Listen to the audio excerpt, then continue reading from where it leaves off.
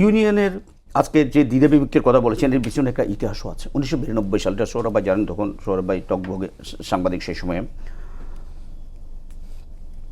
বিএফইজের এফএসিতে একটা সিদ্ধান্ত হলো 1992 সালে বিএফইজের সম্মেলনে তৎকালীন প্রধানমন্ত্রী বেগম খালেদা জিয়াকে প্রধানমন্ত্রী হিসেবে সর্বসম্মত সিদ্ধান্ত, সব ঠিকঠাক হয়ে গেল। 27 তারিখ 28 তারিখ প্রোগ্রাম, 27 নভেম্বর হঠাৎ করে 27 নভেম্বর সব ডেলিগেটও আসলেন। একটু ছোট করে বলবো আমি, ডেলিগেটও আসেন সারা বাংলাদেশের সভাপতি সেক্রেটারি, সেখানে সভাপতি সেক্রেটারিরা বক্তব্য সব কিছু রেডি। হঠাৎ করে 28 তারিখ সকালবেলায় খালেদা জিয়া আসার পূর্ব মুহূর্তে ইকবাল চৌবান চৌধুরী এবং শাহজাহান মিয়ার নেতৃত্বে সাংবাদিকদের একটা অংশ অমিবন্ধের সাংবাদিক কালো বেশ ধারণ করলেন। তাদেরকে জিজ্ঞেস করলো তোমাদের দাবি কি? দাবি নেই। দাবি হলো আওয়ামী লীগ থেকে বলে দেওয়া হয়েছে তোমরা ওনাকে নির্বিঘ্নে ওখানে যেতে দিও না। এইটার কারণে সম্মেলন যত সময় শুরু হলো, সেখানে ইকবাল চৌধুরী শাহজাহান মিয়ার নেতৃত্বে একটা গ্রুপ যেটা আওয়ামীপন্থী, তারা গিয়ে সেখানে কালো বেশ ধারণ করে সেখানে বসলেন। কিছুক্ষণ পরে বসে শাহজাহান মিয়া স্টেজে উঠে আসলেন।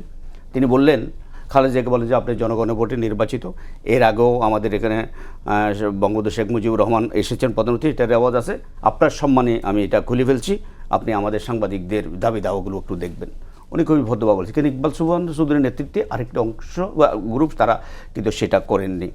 চলে গেল ইলেকশনে সমান সংখ্যক ভোট পেলেন দুজন প্রার্থী, ইকবাল ভাই এবং আমাদের ফেনের চৌধুরী সাহেব, উনি দুজনেই সেটা নিয়ে একটা বিরোধী। এরপরে 2 মাস বা 3 মাস পর ঢাকা সাংবাদিক ইউনিয়নের সম্মেলন, সেই সম্মেলন ডাকা হলো অডিটোরিয়ামে প্রেস ক্লাবে, কিন্তু আওয়ামীপন্থী সাংবাদিকরা ওনারা দোতলায় গিয়ে আলাদাভাবে সেখানে সম্মেলন ইউনিয়নটা ভেঙে দিলেন চূড়ান্তভাবে।